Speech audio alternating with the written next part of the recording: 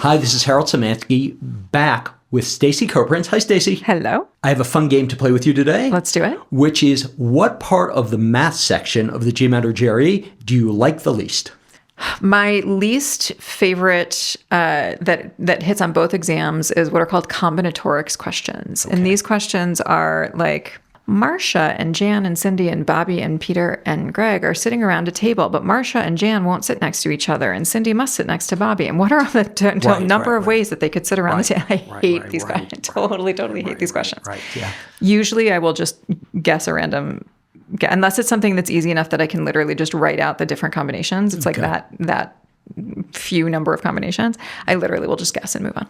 Okay. And if you move on, what happens to your score? Really nothing. I mean, I've scored in the 99th percentile on both of these exams. So yeah, it's fine. So there's the answer. Let's talk about vocabulary words we both hate. And I find certain vocabulary words particularly insipid. And what insipid means is you really hate them. What vocabulary words do you find particularly ubiquitous? Well, ubiquitous is a different question. You wanted to ask me what I hate, or you want to ask me what's common on the test? Well, let's go with what you hate. So the thing that I hate is when they give an obscure word that's like, nobody's ever going to use this. Why are you testing me on this word? Right. I want to go. Granted, GRE is used for more programs than just business school, but seriously, if you're going to go, are there programs in a PhD in vocabulary? I have no idea. So they do sometimes get into quite obscure words, even on the GRE. So in the old GRE scoring scale, the time that I got a perfect 800 when that was the scoring scale. That's really something. On the verbal section, there were still two vocab words. I had literally never heard the words before. Right.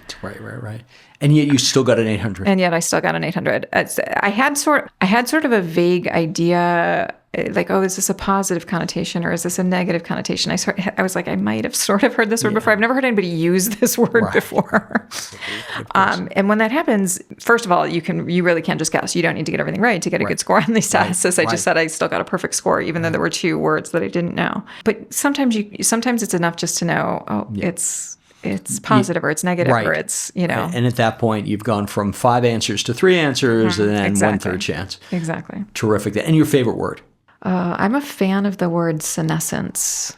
I don't know what that means. It's just I don't know why I enjoy that word. It's not about the meaning of it. Now I'm blanking on the meaning of it. I like the way that it sounds. And that's part of it right there. Listen, there are certain words that I like. Vernacular. Oh, vernacular is a great word. Again, it's it rolls off the tongue nicely, right? It's got a good sound to it. That's it exactly. And at the end of the day, do I understand you can actually go online and get a list of 1,500 words with the promise of bumping up your GRE score by 2 or 3 points?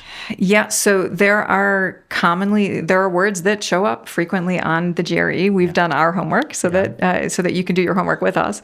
And so there are basically words that are likely to show up. We've got a list of actually 500 harder and 500 regular. So 500 we call them 500 essential and 500 advanced. Okay, wow. So start with the essential ones. Okay. Then when you're good on those, go to the 500 advanced. This is Harold Szymanski with Stacey Koprince of Manhattan Prep. Thank you today for joining us with the mbaMission podcast.